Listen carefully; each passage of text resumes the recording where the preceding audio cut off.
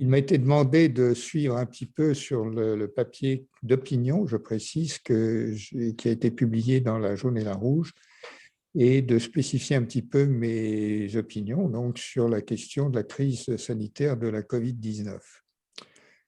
Alors, mon papier, c'était sur le principe de précaution et je voudrais quand même en rappeler quelques mots-clés.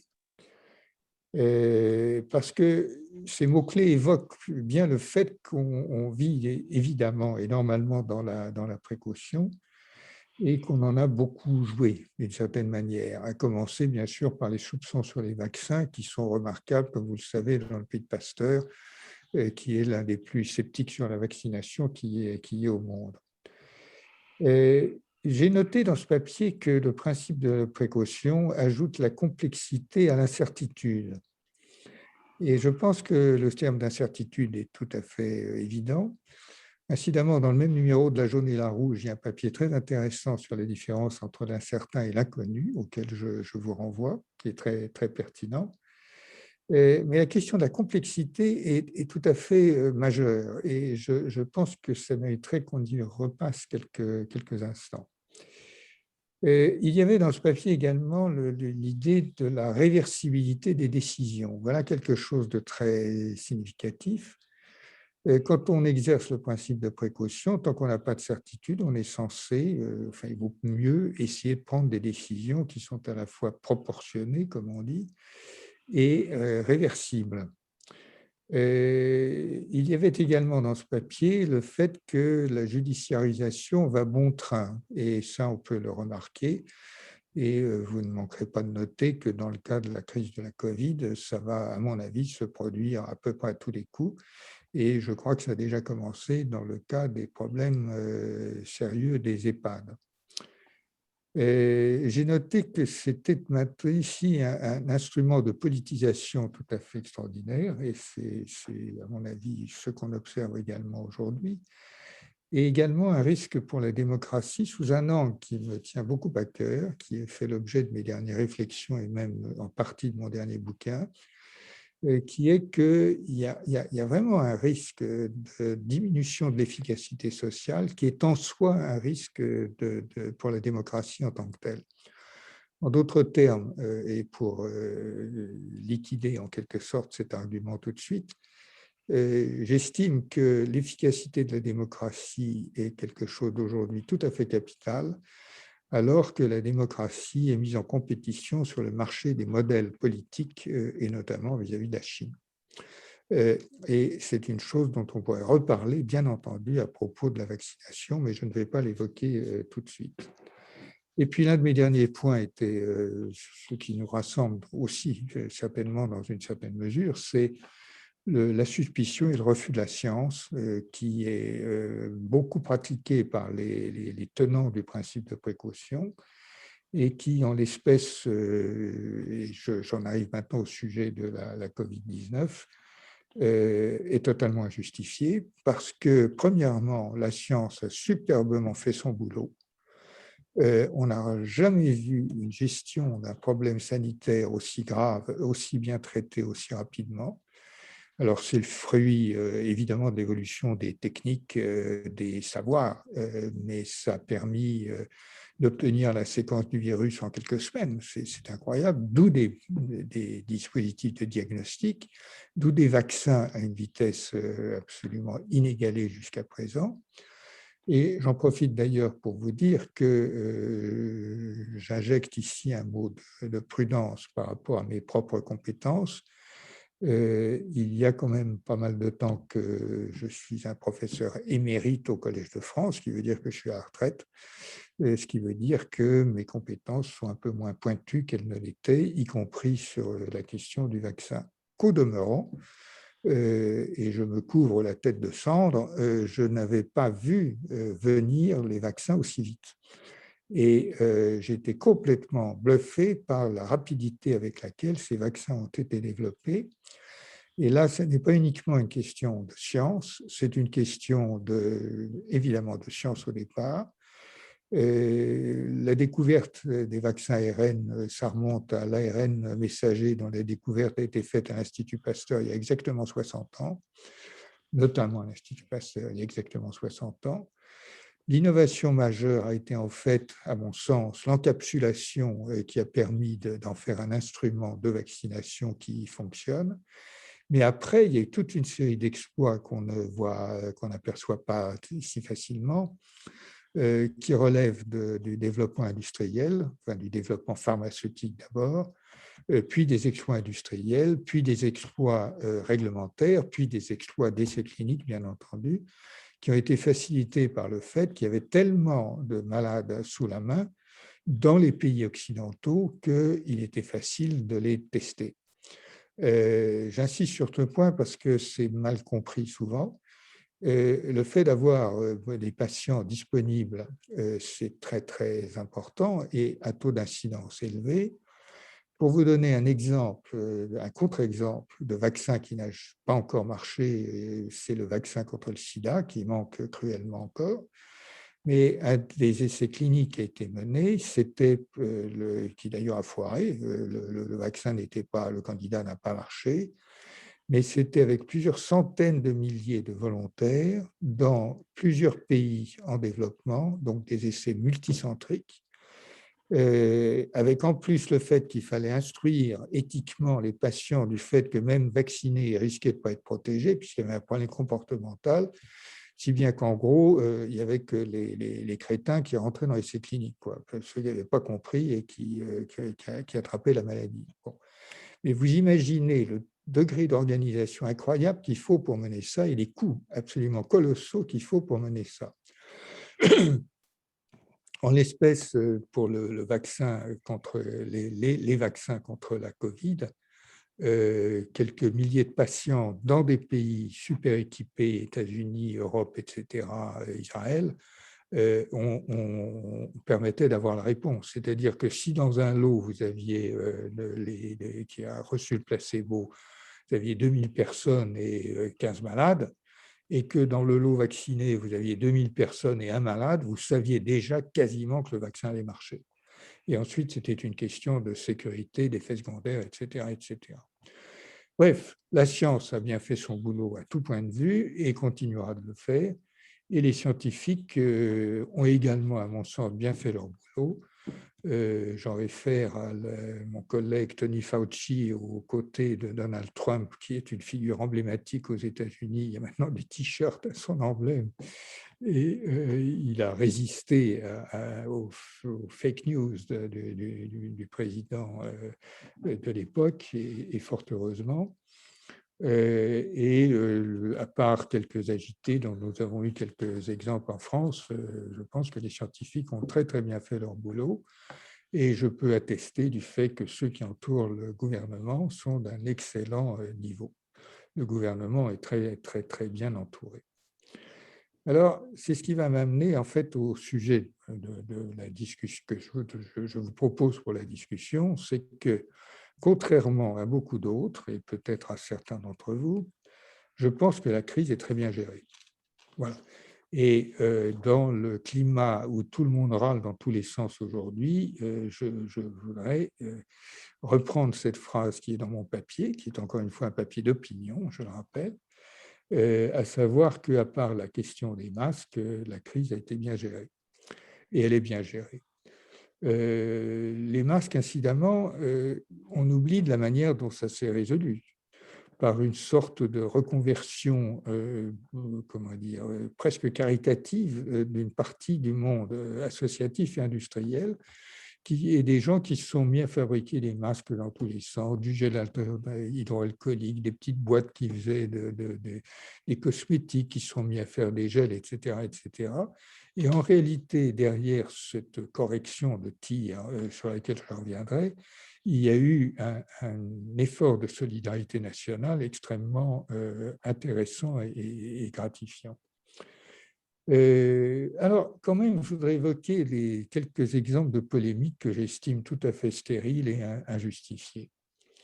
Polémique sur le retard de vaccination dans les EHPAD. Rappelez-vous, on a dit, oh là là, ça démarre très lentement dans les EHPAD, que fait le gouvernement, etc., etc. Bon. En fait, quand vous regardez, et je le cite dans mon papier, les autorités de santé ont cru bon de diffuser un questionnaire, enfin un mémo de 50 pages, enfin 45 exactement, expliquant comment il fallait faire une piqûre. Bon, c'est gentil, mais enfin, on ne peut peut-être pas accuser le ministre et le président de la République d'avoir fait le papier eux-mêmes. Donc, en fait, c'est un signe que nous avons une administration qui fonctionne, mais qui fonctionne à sa manière, avec énormément de préventifs, si j'ose dire. Donc, on est bien dans le système français où tout ce qui est a priori est préféré au correctif. Bon, donc, c'est un travers culturel. La polémique sur le fait que la vaccination est menée de façon inefficace, c'est totalement idiot. Ce qui est limitant, c'est le nombre de doses. Et nous ne sommes pas responsables du nombre de doses, malheureusement, parce qu'elles ne sont pas produites sur notre territoire et nous n'avons pas fait de vaccin. On pourra y revenir, mais c'est une polémique qui est totalement absurde. La politique sur le fait que les scientifiques ont pris trop de place ou pas assez, c'est totalement absurde également. Les scientifiques, encore une fois, le conseil scientifique, il fait son boulot, il l'a très bien fait à mon avis, et le gouvernement, ben, il prend les décisions politiques. C'est très simple, et il pèse des choses que le conseil scientifique ne peut pas peser. Il pèse des facteurs sociaux, il pèse des facteurs économiques, il pèse des facteurs politiques, bien entendu, mais dans les facteurs sociaux, je vous signale par exemple qu'il semblerait que le taux de suicide ait augmenté, doublé chez les jeunes. Ça pose question quand même. Donc, effectivement, le fait de relâcher la pression sociale est une question qu'un gouvernement doit normalement considérer. Donc, il suit ou ne suit pas les recommandations du conseil scientifique, c'est totalement normal, c'est son boulot. Maintenant, j'en arrive au fait qu'il y ait des changements de cap, et ça, je trouve ça très intéressant, parce que moi, je trouve ça totalement normal qu'il y ait des changements de cap. On est en situation d'incertitude, et par conséquent, c'est comme si vous pilotez un bateau, même s'il a un moteur qui fonctionne plus ou moins bien, mais vous pilotez un bateau avec une météo complètement variable et que vous ne connaissez pas. Vous allez quand même changer de cap de temps en temps si les circonstances l'exigent. Et changer de cap également, ça veut dire aussi prendre en compte le fait qu'en situation d'incertitude, il est assez normal que certaines décisions soient réversibles. Donc, si vous voulez, en fait, on est dans beaucoup dans le discours public, et je ne dis évidemment pas que c'est celui de mes honorables interlocuteurs, mais on est quand même beaucoup dans le discours public du « ah, il faudrait, il n'y a qu'à faire, etc.», avec une simplification absolument ridicule de la complexité des problèmes. Faire un vaccin, c'est facile, il n'y a qu'à, tout ça est complètement faux. Ce sont des produits hautement techniques. Il est remarquable qu'on arrive à les produire en ces quantités aussi rapidement. Et je rappelais que si on avait pris les normes d'il y a environ 10 ans, on serait dans une situation, on n'aurait pas de vaccin avant 7 ou 8 ans. Vous imaginez ce que serait la situation si on n'avait pas de vaccin avant 7 ou 8 ans. Bon. Donc, il y a une attribution que je trouve, une simplification de beaucoup de problèmes, et je vais bientôt terminer là-dessus, une attribution abusive des responsabilités au seul gouvernement. Ça, je trouve que c'est une faute contre l'esprit parce que le gouvernement, il a évidemment des responsabilités, mais nous sommes dans cette audience certainement nombreux à savoir que ce n'est pas parce qu'un gouvernement décide que l'administration exécute immédiatement, ou même exécute tout court. Hein. Et donc, il est facile d'imputer la responsabilité au gouvernement. C'est facile d'aller vouloir un père qu'on ne veut pas, un chef qu'on ne veut pas, etc. C'est très facile. Mais il ne faut pas oublier que nous avons un système et que les problèmes sont très systémiques, si vous voulez. Et les problèmes auxquels la crise du Covid qu'elle soulève sont très largement systémiques et pas uniquement des problèmes de gouvernement.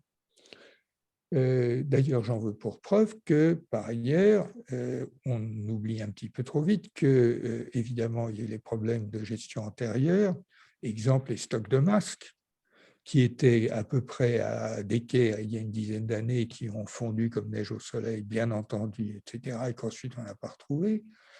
les problèmes de désindustrialisation, pardon, que nous connaissons tous, qui sont évidents, mais qui ne datent pas de ce gouvernement, qui sont évidemment un problème, un boulet que la France s'est elle-même mise au pied par la suite de politiques successives.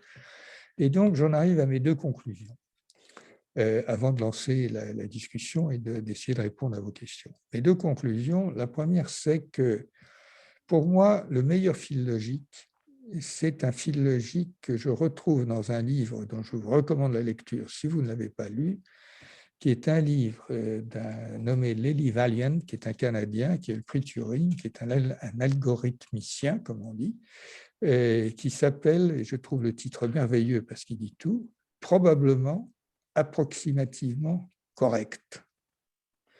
C'est-à-dire que ce que dit en gros ce livre, c'est qu'au niveau des algorithmes d'auto-apprentissage, ce qui va le mieux et le plus rapidement au but, avec les coûts moindres, dans certaines conditions de convergence, bien entendu, c'est de petits algorithmes souples qui savent à peu près où est le but, mais qui fonctionnent en probabilité et en approximation. Et je trouve que ce fil logique qui s'oppose à la notion de certitude, et surtout en situation, encore une fois, d'incertitude et en partie d'inconnu, est le bon fil à avoir, mais il impose une certaine souplesse, évidemment une certaine tolérance dont nous manquons collectivement, à mon avis, singulièrement. La deuxième chose, c'est que, de ma deuxième et dernière conclusion, c'est que je pense que nous devrions nous rappeler, et nous nous rappelons certainement, mais cette parole de Churchill et de beaucoup d'autres, ne jamais rater une bonne crise. Bon. Et rater la crise, en l'espèce, ce serait uniquement accuser, disons, le gouvernement, les autorités, les autres, et ne pas se remettre en question collectivement, alors que cette crise nous éclaire, et éclaire fantastiquement et parfois dramatiquement, des problèmes qui sont des problèmes de notre société, que nous traitons depuis longtemps, qui concernent chacun d'entre nous. Et à mon avis, nous devrions beaucoup plus nous interpeller, nous regarder dans la glace et analyser notre situation de façon critique, plutôt que de nous décharger sur les autres, ce qui nous permet de ne pas nous regarder nous-mêmes. Voilà, maintenant j'attends vos questions. Merci Philippe, merci beaucoup. C'était très clair et on voit que tu as une vision très claire de la situation. Alors, il y a déjà des questions dans le chat, donc je vais te les poser donc une à une. Donc, celle première de Daniel Namias. À part les masques et les vaccins, a posteriori, la politique d'achat de l'UE n'aurait-elle pas pu être différente et privilégier les volumes au prix? Ce débat est-il fondé? Première question sur les achats de vaccins par l'UE. Moi, je pense que le volume était de toute façon limitant. La grosse exception dans les achats était Israël, qui a acheté les vaccins 40% plus cher de mémoire, hein.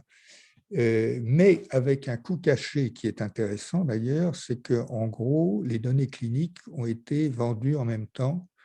Et Israël a été transformé en un très grand terrain d'essais cliniques. Donc c'est très intéressant d'ailleurs sur le plan de la démarche. Je ne sais pas si ça aurait été acceptable en France de savoir que les données cliniques étaient vendues aux industriels. Mais donc en gros, ce que je pense, c'est que la politique d'achat jouait relativement peu. Le facteur limitant, c'est juste la production, point barre. Le prix. Ok, je comprends, c'est très clair. Alors, deuxième question de Bertrand Lépinois. Quand je me regarde, je me désole. Quand je me compare, je me console, comme disait Talleyrand. Pourquoi, à ton avis, le français polémique tant? Est-ce que c'est une défiance croissante? Est-ce qu'elle est légitime ou non? Bon, je crois avoir en partie répondu à la question. Le français aime polémiquer, il aime râler, etc. Mais il ne faut pas être trop victime de ce travers culturel. Et je pense incidemment que le français est un peu victime du principe de précaution que nous avons, à mon avis, finalement à tort, inscrit dans la Constitution, dans la mesure où c'est une attitude globale de méfiance. Et donc, le fait qu'on l'ait inscrit dans la Constitution, en réalité, à mon avis, imprime un peu de méfiance, mais exprime surtout de la méfiance. Et je pense que nous avons culturellement un problème très sérieux de ce côté-là. En tout cas, nous n'avons pas à rougir de beaucoup de comparaisons. Bien entendu, l'Allemagne fait théoriquement mieux que nous, mais j'aimerais savoir franchement comment dater les débuts de l'épidémie en France et comment voir si notamment des rassemblements, il y a un côté stochastique là-dedans au niveau des foyers d'épidémie au départ. Et si par malheur, il y en a eu beaucoup d'un seul coup, alors évidemment, ça démarre 10 fois plus dans un endroit que dans un autre, et après, ce facteur 10, il se conserve. Donc, il est très difficile à réguler. Donc, en gros, si vous voulez, je crois que là, encore une fois, on n'a pas à se fustiger ce que nous faisons avec un peu de bonheur sadomasochiste trop régulièrement. Okay. Ensuite, de Emmanuel Horowitz, que penses-tu de la vaste hésitation concernant les risques liés à AstraZeneca? Que risque-t-il de se produire pour d'autres produits? Beaucoup de gens appréhendent le rôle de cobaye. Oui. D'abord, il est normal d'appréhender le rôle de cobaye. Et dans une situation comme celle-là, je trouve très intéressant de voir la manière dont les essais cliniques ont été menés et de revenir aux fondamentaux de la vaccination pour le coup. Les fondamentaux de la vaccination, c'est que les chiffres officiels de l'OMS, dans les vaccinations de masse avec les vaccins courants, le taux d'accidents secondaires graves, c'est 1 sur 1 million. Il n'y a pas un seul médicament qui ait ce profil-là. Et je crois que ça déclenche presque l'incrédulité. Et c'est tout à fait remarquable de voir que les vaccins sont si sûrs. En fait, ils le sont depuis qu'on les purifie mieux. Parce que, juste pour vous le dire, le vaccin contre la rage de Pasteur, c'était une soupe infâme. C'était extrait du cerveau du virus, extrait de cerveau de souris nouveau-nés, broyés, vaguement centrifugés, machin, etc. Le procédé a été raffiné pendant un certain temps, mais enfin, c'était quand même pas un truc totalement pur. Du coup, il y avait des effets secondaires qui étaient liés aux produits contaminants. Et depuis qu'on purifie les vaccins beaucoup, beaucoup mieux, que les vaccins sont de plus en plus synthétiques d'ailleurs, mais pas tous, mais on les purifie beaucoup, beaucoup mieux, et bien évidemment, les taux d'accidents ont chuté de façon très significative. Et en fait, ils sont extrêmement faibles. J'ai fait un petit travail pour regarder ça, et les derniers accidents répertoriés, c'était également dans la dose de 2 ou 3 par million. Et dans le cas du vaccin donc AstraZeneca, l'histoire des thromboses, on est à peu près dans ces zones-là. Alors moi, ça me rappelle une chose, c'est, rappelez-vous, la vaccination contre l'hépatite B, promue par Bernard Kouchner, qui a voulu vacciner la totalité de la population française très rapidement en disant « c'est super, on a un vaccin formidable, il marche à toi, etc. Bon, on vaccine tout le monde. » Et du coup, on aura comme bénéfices collatéraux que non seulement on protège contre l'hépatite B, mais on protège contre les cancers du foie qui dérivent de l'hépatite B et des cirrhoses et d'autres petites blagues. Voilà. Donc, Kouchner avait décidé de vacciner très rapidement toute la population. Moralité, ce qui s'est produit, c'est qu'on a trouvé des corrélations avec des cas de sclérose en plaques, qui étaient des coïncidences.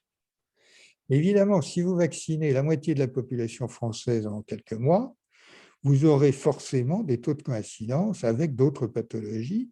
Et on peut faire les calculs, ce n'est pas très compliqué et c'est à peu près obligatoire d'en trouver. Bien entendu, quand vous faites ça, vous avez des fluctuations statistiques qui font que de temps en temps, ça dépasse le taux, et c'est ce qui s'est passé en France, qui était le seul pays au monde où le vaccin contre l'hépatite B était associé à la sclérose en plaques. Et puis finalement, c'est revenu dans l'ordre, et finalement, on a trouvé que statistiquement, il n'y a pas vraiment de différence entre les lots témoins, etc. Entre-temps, on a arrêté la vaccination de masse qui était prévue par Kouchner. C'est devenu une recommandation, ça finit par se faire beaucoup plus lentement. Et je n'ai pas connaissance que qui que ce soit préoccupé, enfin moi je ne le sais pas, du bénéfice-risque par rapport aux gens qui ont fait une hépatite mortelle pendant ce temps-là. Mais bon, c'est comme ça, hein, les bénéfices-risques qui sont difficiles à évaluer. Donc, maintenant, sur la question de la défiance, alors là, c'est l'exercice typique du principe de précaution. Comme il y avait précaution, on prend son temps, on regarde, on analyse, etc. Ce qu'ont fait les autorités de santé, on ne peut pas leur donner tort. D'un autre côté, on aurait pu dire les Anglais ont vacciné 10 millions de personnes pendant ce temps-là, il y a eu 37 cas ou je ne sais pas quoi. Donc, on sait exactement quel risque on prend. Les Anglais ne sont pas des idiots, ils ont un système de santé qui est très, très performant. Et donc, on peut leur faire confiance et y aller. Bon, ce n'est pas ce qu'on a choisi. Et du coup, peut-être qu'on a induit de la méfiance au lieu d'induire de la confiance. Honnêtement, j'en sais rien. Si j'avais été en position de responsabilité, j'aurais probablement pris le risque au vu des résultats des Anglais. Ok, merci. Donc, question suivante d'Hubert Lambert. Donc, il te demande comment expliquer que l'Institut Pasteur ne soit pas au rendez-vous du vaccin. Là, c'est une question qui est douloureuse. C'est une question qui est très douloureuse. Là, les éléments de réponse, c'est que, l'Institut Pasteur a loupé le vaccin ARN, comme 98% des instituts de recherche sur les vaccins dans le monde. Hein, et il faut être clair. Ça a été réussi par 2 startups et dans des conditions qui étaient assez inattendues pour les vaccinologues classiques. Alors, ça pose la question du classicisme de la vaccinologie, qui est en fait, et ça j'avais bien analysé ça dans mes cours au Collège de France, qui est en fait une discipline assez conventionnelle et très, très marquée par la précaution, ce qui est normal. Et j'ai travaillé moi-même dans une entreprise de vaccins, et c'est vrai qu'avant de mettre sur le marché un produit qui va vacciner des dizaines ou des centaines de millions d'enfants qui ne sont pas malades et qui sont totalement innocents, on fait vraiment, vraiment gaffe. Et il y a vraiment une culture de précaution qui est plus que légitime. En tout cas, la vaccinologie est une discipline assez conventionnelle. Et les Pasteur est peut-être un peu trop marqué par ça. En tout cas, l'autre explication, c'est que Pasteur s'est concentré sur un vaccin qui était destiné, dont on espérait qu'il pourrait servir dans les pays développés, mais qui avait une finalité profonde pour les pays en développement. Donc, le choix qui a été fait, que je connais bien, qui est de prendre une plateforme qu'on appelle des vaccins contre la rougeole, la logique était très, très limpide. Hein. C'est que ce vaccin a dû être administré à presque, sûrement, oui, à 1 milliard d'individus aujourd'hui, avec des taux d'accident presque nuls. Le coût de production, c'est quelques centimes la dose. Conservation, pas de problème de froid. Et finalement, en gros, généralement, une dose suffit. Donc, le vaccin idéal pour les pays en développement et pour vacciner le monde entier. Donc, ça a été le choix de Pasteur. Et là-dessus, manque de bol, dans la construction, il y a eu comment dire, un problème qui n'avait pas été vu, qui n'était peut-être pas visible, hein, je ne connais pas le détail. Mais en tout cas, la construction a foiré. Et en fait, aujourd'hui, à ma connaissance, on saurait comment le refaire correctement. et avec toutes les chances que ça marche, mais je ne sais pas si l'Institut a les moyens, etc.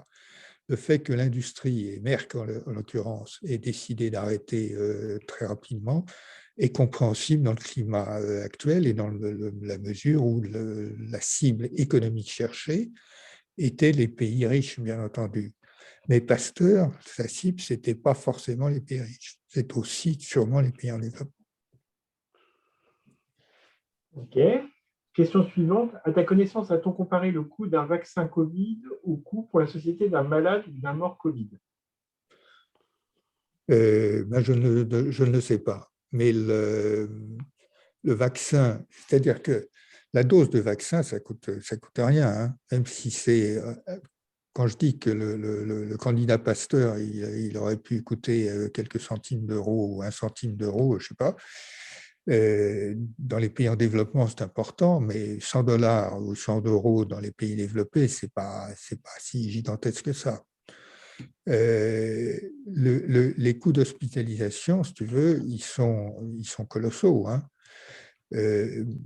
On a un exemple de ça dans un autre produit pharmaceutique qui est extrêmement important, qui n'est pas un vaccin, et qui est l'un des derniers grands succès pharmaceutiques, qui sont enfin il y en a plusieurs maintenant, mais les médicaments contre l'hépatite C. Alors, c'est un médicament formidable. En gros, il guérit 90% des patients en quelques mois, là où les traitements précédents guérissaient 20-30%, et avec des hospitalisations, des trucs répétés, etc. Ça devait être… Bon. Et donc,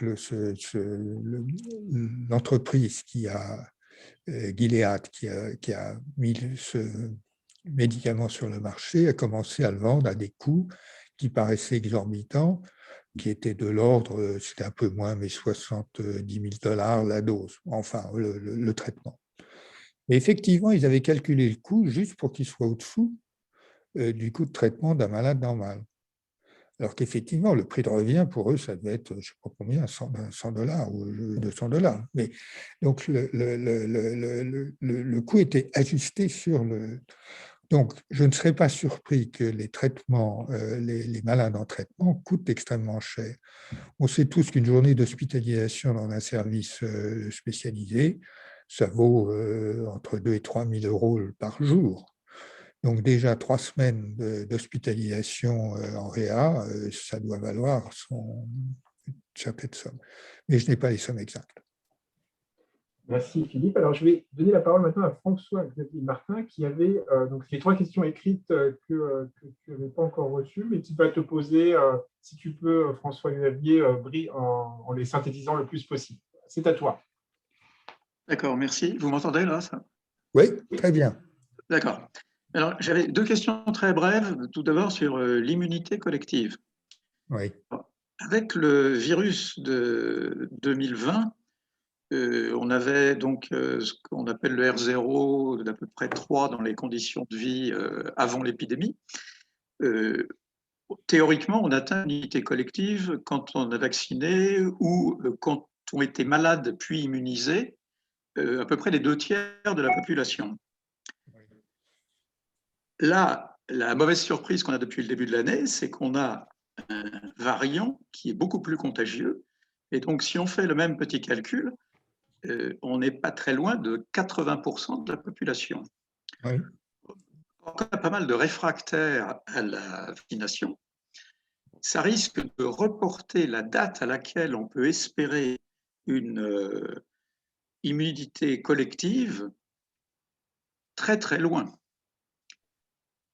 Et d'ailleurs, est-ce qu'on peut… Enfin, quand je dis repousser, ça veut dire retourner en plus à des conditions de vie à peu près normales, comme celles qu'on connaissait avant la pandémie. Est-ce que ça ne va pas vouloir dire qu'il va falloir garder pratiquement de façon permanente, pendant une durée extrêmement longue, minimum de mesures, peut-être de port de masque dans les assemblées, des choses comme ça? Alors, premièrement, la bonne nouvelle, c'est que certains vaccins, pour l'instant, protègent contre les variants. La mauvaise nouvelle, c'est que les variants, c'est statistiquement obligatoire, avec un réservoir mondial de milliards de virus. C'est colossal, c'est absolument énorme. On oublie souvent quand une personne est infectée, au pic de l'infection, alors je ne sais pas avec ce virus particulier, mais elle héberge déjà des milliards de virus dans une seule personne. Hein. Donc c'est colossal. Deuxièmement, la bonne nouvelle, c'est que pour l'instant, certains vaccins, en tout cas, protègent contre les variants qui existent aujourd'hui, mais les variants peuvent, bien sûr, il va en venir d'autres, hein, très, très probablement. L'autre excellente nouvelle, c'est qu'on sait faire un vaccin en quelques mois. Donc, on peut refaire des vaccins. Maintenant, sur la question de la couverture vaccinale et de l'immunité de troupeau, j'adore ce terme anglais, l'immunité de troupeau, Herd. herd immunity, je trouve que à un moment, si tu veux, si vous voulez, pardon, la vaccination deviendra quasiment obligatoire, soit de fait, soit de juré. Voilà. Les vaccinations obligatoires, ça existe, et que dans des cas de santé publique, ça peut se comprendre. Et l'obligation de fait, ce sera le passeport vaccinal. Si pour prendre le train, il faut être vacciné, ben, les gens se feront vacciner. Voilà. Donc là-dessus, je suis assez serein finalement. Le fait que le chiffre des 2 tiers, incidemment, il est un peu pifométré. Hein. C'est un fait d'expérience. Bon. Et donc, les expériences d'abandon de couverture vaccinale en Grande-Bretagne, par exemple, sur la rougeole, je ne suis pas sûr. En plus, si tu veux, ça peut varier localement. Donc, plus on vaccine, mieux ça vaut. Surtout avec ce taux d'effet secondaire. Pardon. Alors, j'avais une petite suite sur l'immunité collective. C'est que on ne dit pas beaucoup, disons, à la population, et peut-être que les journalistes même ne sont pas au courant, qu'atteindre l'immunité collective, ça veut dire que l'épidémie est terminée. Et c'est simplement qu'on a atteint un sommet à partir duquel l'épidémie va décroître. Donc, on risque de se trouver dans une situation où on annonce aux gens qu'on a atteint la fameuse immunité collective, qui est un véritable Graal, et puis les gens vont constater qu'il continue à y avoir des infections et des morts. Alors, qu'est-ce qu'il vaut mieux faire? Est-ce qu'il vaut mieux dire aux gens, faites attention, parce que même cette immunité collective qu'on vous promet pour un certain horizon, ça ne veut pas dire que l'épidémie sera terminée? Ou est-ce qu'il ne faut pas les démoraliser, il ne faut pas désespérer la population? Bah, écoute, moi, je ne suis pas expert en communication et moi, je pense qu'il faut dire la vérité. Et on va vivre avec ces virus, il y en a tellement maintenant, et le réservoir est tel qu'on va vivre avec ça, avec des variants. Ça varie moins vite que la grippe, mais ça va être comme la grippe. Et la grippe, bon, bah, ça fait, on s'y est habitué, mais ça fait quand même en France quelques milliers de morts par an, bon an, mal an. Hein. Donc, et on a un vaccin pourtant. Alors, il n'est pas parfait, il est moins bon que le vaccin contre le coronavirus aujourd'hui. Donc, je pense qu'on va vivre avec ces virus. Et la pratique des masques et tout ça, oui, ça va durer un certain temps, c'est clair. Alors, maintenant, je viens à une question un peu plus complexe, au Ah, sujet des modèles. Alors, je donne le contexte. Moi-même, je suis tombé malade le lendemain du début du confinement. L'an dernier, j'étais malade pendant 3 semaines. Heureusement, je n'ai pas eu de problème pulmonaire, enfin pas de problème que j'ai pu constater. Ça s'est vu après au scanner et autres. Autrement, je me suis très très bien rétabli. Et donc, je me suis intéressé à la maladie et j'ai regardé cette histoire de modèle et j'ai trouvé des cours en ligne sur la modélisation. Donc, j'ai regardé ça. Et là, j'ai été un petit peu surpris par ce que j'ai trouvé. Parce qu'en fait, ces modèles, ils dérivent tous d'un modèle initial qui était une excellente idée. Là, c'était un modèle dit compartimental qui date de 1927. Imagine 2 Écossais, dont un médecin militaire. Et alors, ils avaient écrit, j'ai eu la curiosité, et je pense qu'il y a peu de gens qui le font, même dans les modélisateurs professionnels actuellement, et j'ai eu la curiosité de remonter à leur communication initiale, qui est pas évidente à lire. Parce que il y avait au moins un des deux qui était un mathématicien de très haut vol. Alors, ils avaient prévu des équations qui permettaient d'avoir des variables en fonction du temps pour absolument tous les paramètres. Mais bien entendu, en 1927, pas d'ordinateur, donc les équations en question, inutilisables. Donc, ils ont défini ce qu'ils appellent un special case, où ils ont simplifié. Et malheureusement, dans leur simplification, ils ont fait un choix complètement malheureux, c'est-à-dire qu'ils ont considéré une probabilité de guérison uniforme qui ne dépendait pas de la date à laquelle les gens avaient été infectés. Ce qui fait que c'est un modèle mental, donc un compartiment désinfecté. Quelqu'un qui est arrivé la veille dans ce compartiment désinfecté, il a la même probabilité de guérir le lendemain que quelqu'un qui y est depuis 15 jours. Bon, alors c'était une simplification, mais il y aurait une simplification beaucoup plus réaliste qui était de dire qu'il y avait une durée moyenne de maladie et qu'on se rétablissait par exemple au bout de 10 jours ou autre. Alors le point ennuyeux, c'est que les successeurs, ils ont uniquement, pour leur cours en particulier, cette équation simplifiée de façon erronée, on peut dire. Et c'est celle qui est enseignée dans tous les cours d'épidémiologie actuellement et qui génère en particulier, parce qu'il y a eu tellement de gens qui se sont intéressés au problème qu'il y a toute une littérature avec, maintenant qu'on a des ordinateurs, des diagrammes qui tracent automatiquement des courbes et autres. Alors en particulier sur le nombre total d'infectés, ils ont des courbes complètement dissymétriques où ces courbes retomberaient beaucoup plus lentement qu'elles sont montées, etc. Écoute, Alors quand j'en ai parlé à des modélisateurs professionnels, ils ont dit, oui, mais nos modèles, nous, on sait très bien tout ça, mais on le corrige. Et alors, je me suis aperçu qu'en fait, ils apportent effectivement des corrections qui sont, chacun fait la sienne, c'est vraiment une cuisine un peu bizarre, et ils s'en vantent pas, donc en fait, ils mélangent ça avec des ajouts d'éléments complexes qui, eux, sont totalement justifiés parce qu'ils cherchent à affiner le modèle. Ce qui fait qu'actuellement, on a des modèles qui sont des véritables boîtes noires auxquelles les décideurs sont obligés de demander aux responsables de ces modèles, dites-nous ce qui se passe dans tel cas, etc. Donc, ils donnent souvent des conclusions qui ne sont pas très claires. Quand il y a eu, alors le pape au début de l'épidémie, le pape c'était un Anglais nommé Ferguson qui était à l'Imperial College. ouais. Alors je lis ce que j'ai trouvé sur lui à l'époque. Il a admis que son modèle est basé sur un code informatique vieux de 13 ans, non documenté, destiné à être utilisé pour une pandémie de grippe plutôt que pour un coronavirus. Il a refusé de divulguer son code initial pour que d'autres scientifiques puissent vérifier son résultat. François-Xavier, pose ta question.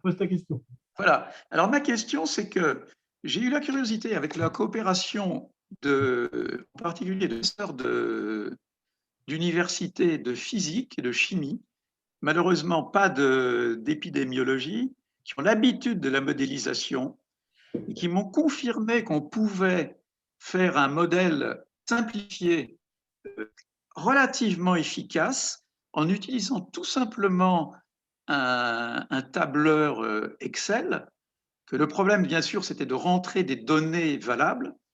Et je pense que ce serait très intéressant d'avoir ce genre d'outils parce qu'il serait compréhensible par des gens qui ont une allergie aux mathématiques. En particulier, en font partie de cette catégorie bien souvent les énarques et bien souvent les médecins. Oui. Or, je dois dire qu'actuellement, l'épidémie est plutôt co-gérée par des énarques et des médecins. Et je crois que ça serait très intéressant de leur proposer un outil un peu intermédiaire qui leur permettrait, par exemple, d'affiner les questions qui posent aux modélisateurs qui utilisent des méthodes extrêmement complexes. Je vais te répondre très rapidement en plusieurs points, mais très rapidement. Le premier point, c'est que j'y connais rien.